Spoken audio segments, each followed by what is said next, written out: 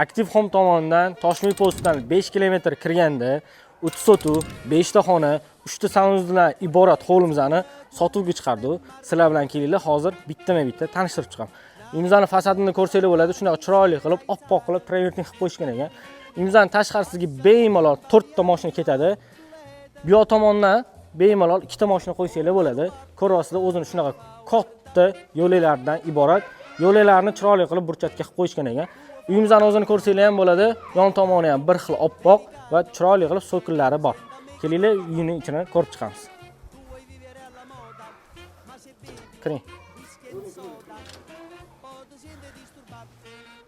Uyimizning ichini ko'rsanglar bo'ladi, shunaqa chiroyli qilib qo'yishgan.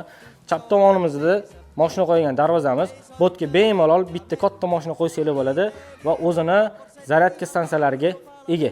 O'ng tomonimizda uyimizning letniy oshxonasi mavjud. Letniy oshxonani ham chiroyli qilib ta'mirlab qo'yishgan ekan.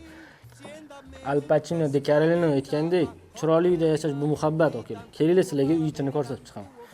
Uyimizni ko'rsanglar bo'ladi, shunaqa juda ham katta hol qismi joylashgan.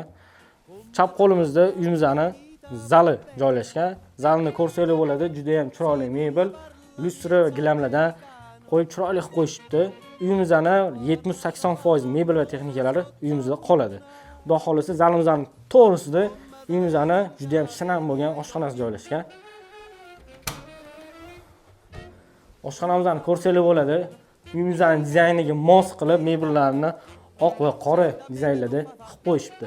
Oshxonamizdan chiqqandan keyin chap qo'limizda bizning umumiy bitta katta sanuzimiz joylashgan. Sanuzimizning yonida biz uchun bitta juda ham katta bo'lgan kattalar yotoqxonasi joylashgan. Bu yotoqxonamizni ko'rsanglar bo'ladi, juda ham zo'r neobычный dizaynda qilib qo'yishgan ekan. Xudo xolisa, keyingi xonalarni ham bitta-bitta ko'ramiz.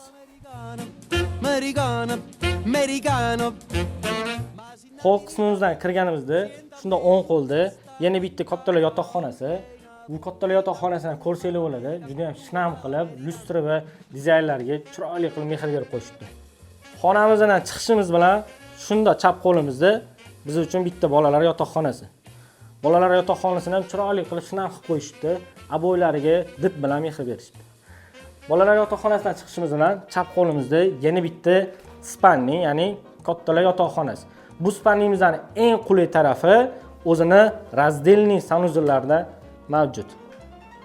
Devorlarimizni ko'rsanglar bo'ladi, juda ham chiroyli qilib dekorativniy qilib qo'yishibdi.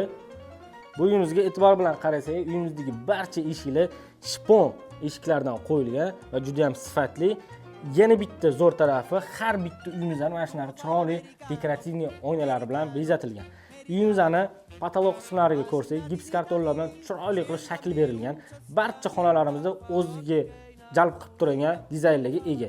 Va aboylarimizdan ham ko'rsanglar bo'ladi, juda ham sifatli aboylardan foydalanilgan.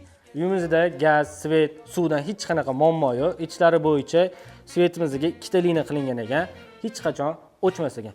Uyimizdan kirishimiz bilan chap qo'lda shundoq o'zini podvalga tushib ketadigan qismi va bu podvalimizda uyimizda barcha isitish uchun kotolniy qismlari joylashgan ekan.